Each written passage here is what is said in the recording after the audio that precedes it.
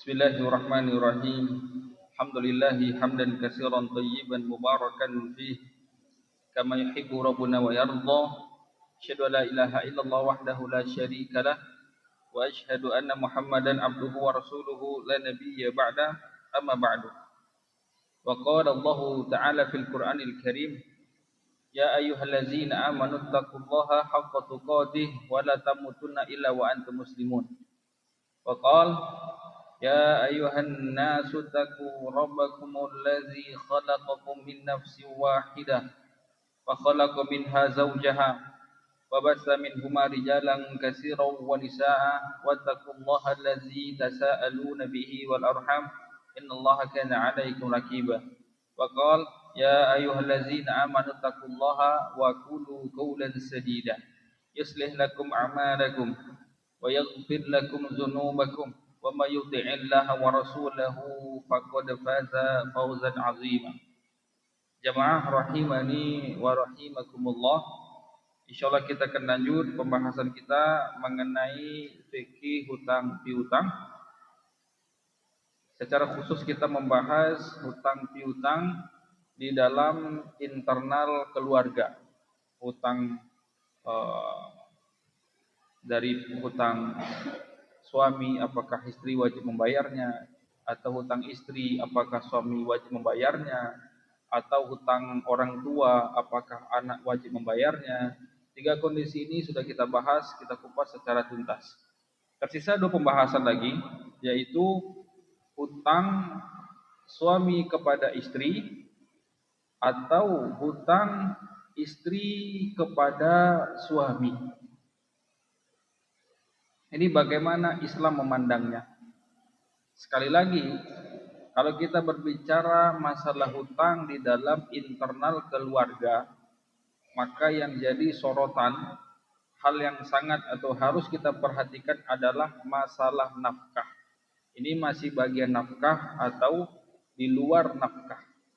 Sekarang kita lihat ada kalanya dalam berumah tangga itu ya suami hutang ke istri, atau istri utang kepada suami. Yang intinya ini harus bayar atau tidak. Terkait masalah hutang ini, maka pengantar pembahasannya adalah bahwasannya di dalam Islam harta itu sendiri-sendiri. Harta yang dihasilkan oleh suami dari keringat suami itu milik suami. Harta yang diperoleh istri, mungkin istrinya kerja atau istrinya dapat warisan dari orang tuanya, atau istrinya mungkin suaminya kasih belanja kemudian dia simpan memang untuk si istri. Nah, apa-apa yang diperoleh didapatkan oleh si istri di dalam Islam itu punya istri. Apa-apa yang diperoleh hasil keringat suami itu punya suami. Apa-apa yang diperoleh oleh istri hasil keringat istri itu punya istri. Jadi kepemilikan harta itu di dalam Islam sendiri-sendiri. Bukan semua yang dihasilkan suami masuk ke rumah punya istri. Ini keliru. Harta itu dalam Islam sendiri-sendiri. Dan beginilah hampir ulama seluruh mazhab menjabarkan. Seluruh ulama menjabarkan seperti itu. Harta itu sendiri-sendiri. Kecuali suami istri ini mereka berkongsi. Mereka sama-sama bekerja sama, bahu-membahu merintis usaha bersama. Sehingga tentu saja usaha ini punya berdua. Tinggal bagi-bagi saham. Berapa saham istri, berapa saham suami. Lain cerita. Tapi kalau yang sendiri kerjanya, sendiri-sendiri kerjanya, apa yang mereka hasilkan, keringat mereka itu punya mereka sendiri. Yang menjadi acuan para ulama menyatakan harta suami istri ini harus sendiri-sendiri. Yang menjadi sorotan ulama adalah masalah waris. Ayat masalah waris. Allah Ta'ala berfirman di surah An-Nisa ayat 12. Walakum nisfu ma taraka azwajukum illam yakul lahunna walada. Fa in kana lahunna walad falakumur rub'u mimma tarakan min ba'di wasiyatin yusina biha aw dain. Kalian para suami mendapatkan separuh harta istri kalian jika istri itu tidak punya anak, tidak punya keturunan. Maka suami dapat harta istrinya setengah. Tapi kalau istri tadi punya keturunan yang keluar dari rahimnya, baik anak maupun nanti cucu yang ahli waris, maka suami itu jatahnya turun menjadi seperempat. Walahunna rubu'u mimma taraktum illam yakul lakum walad, fa in kana lakum waladun falahunna sumunu mimma taraktum. Dan kalian wahai para istri dapat seperempat harta suami setelah suami meninggal kalau suami tidak punya keturunan. Tapi kalau suami tadi punya keturunan, maka jatah istri turun menjadi 1/8. Nah, di sini Allah ingin menegaskan bahwasanya harta suami, harta istri. Kapan suami bisa mendapatkan harta istrinya? Di sini nyatakan setelah meninggal melalui jalur waris, dan itu pun tidak 100% dijatah oleh Allah, maksimal setengah, yang kedua porsinya 1/4.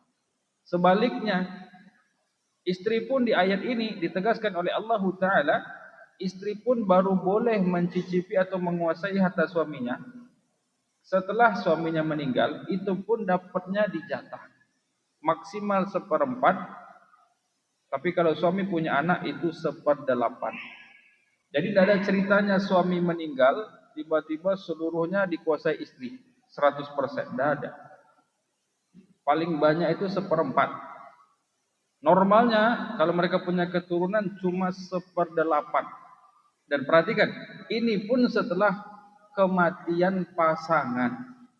Setelah kematian pasangan. Kalau semasa hidup, tentu saja suami ingin kasih ke istri atau sebaliknya, itu mungkin bisa dinamakan namanya hadiah, atau namanya hibah, atau namanya pemberian. Kalau nafkah ini wajib, suami wajib nafkahi istri. Nanti kelebihan dari nafkah plus-plusnya, itu nanti namanya pemberian, bisa hadiah namanya, bisa hibah. Kelebihan dari nafkah itu namanya hibah. Suami ingin kasih ke istri. Atau istri, kalau istri dia tidak wajib menafkahi suami, tapi istrinya kerja dan punya uang, ingin kasih suami, maka bukan nafkah namanya. Namanya bisa hadiah, bisa hibah, bisa pemberian. Itu kalau dikasih tanpa ada unsur paksaan. Tapi kalau otomatis memiliki, itu nanti setelah meninggal melalui jalur waris, dan itu pun tidak 100%.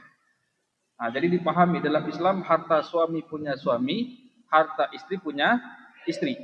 Kecuali semasa hidup mereka saling memberi kelebihan dari nafkah atau saling memberi hadiah, itu pindah hak milik dia.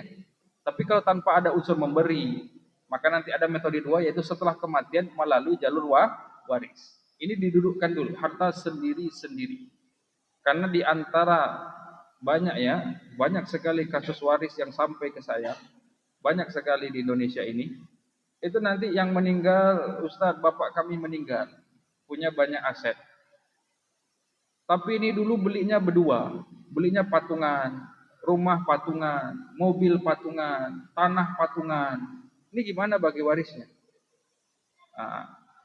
Kenapa menjadi susah? Karena semasa hidup tidak dijelaskan kepemilikannya.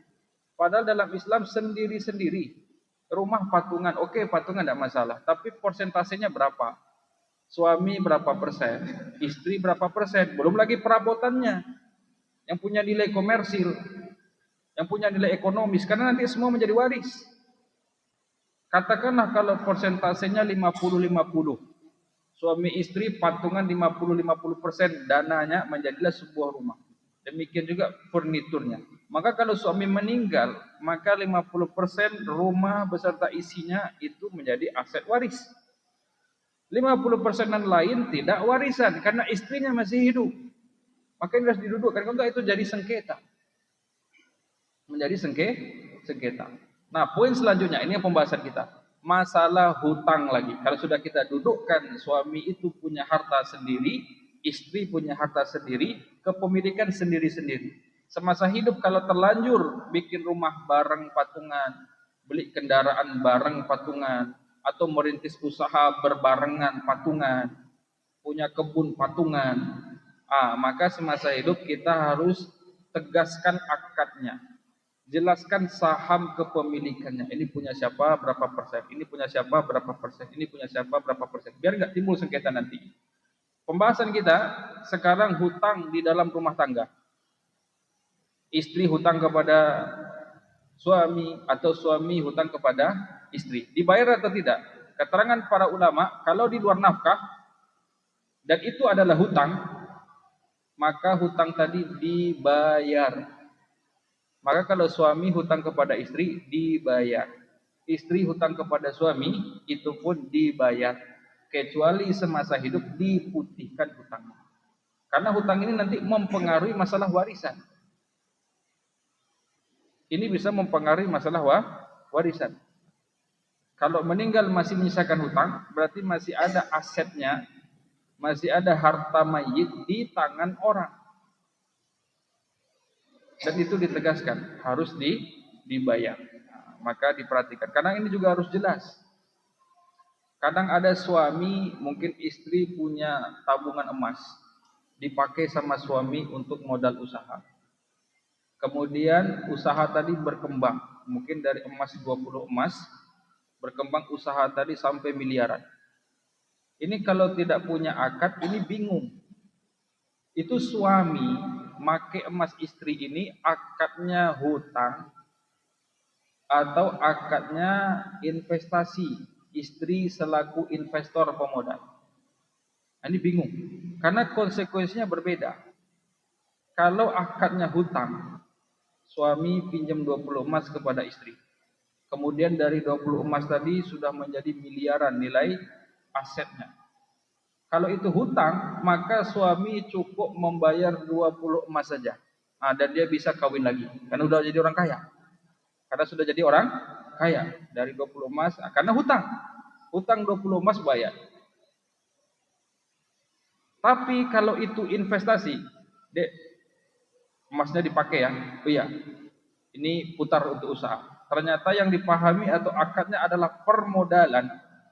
Maka yang berkembang menjadi miliaran seluruhnya punya istri. Istri yang jadi bos. Suami selaku pengelola. Ini konsekuensinya dijelaskan. Makanya tadi ini hutang atau modal atau apa? Atau nafkah atau hadiah itu dijelaskan. Kalau hutang bayar. Suami hutang ke istri bayar. Istri hutang kepada suami pun bayar. Karena harta itu sendiri-sendiri. Nanti di masalah warisan itu bisa rancu atau bisa menjadi masalah. Kemudian poin selanjutnya adalah hutang di dalam keluarga, hutang antara anak dengan orang tua atau orang tua kepada anak. Ini sama. Yang menjadi acuan adalah nafkah. Poin pertama kita bahas hutang anak kepada orang tua. Pertama, pemberian orang tua kepada anak bentuknya nomor 1 adalah nafkah. Kalau nafkah itu bukan hutang, itu memang kewajiban orang tua.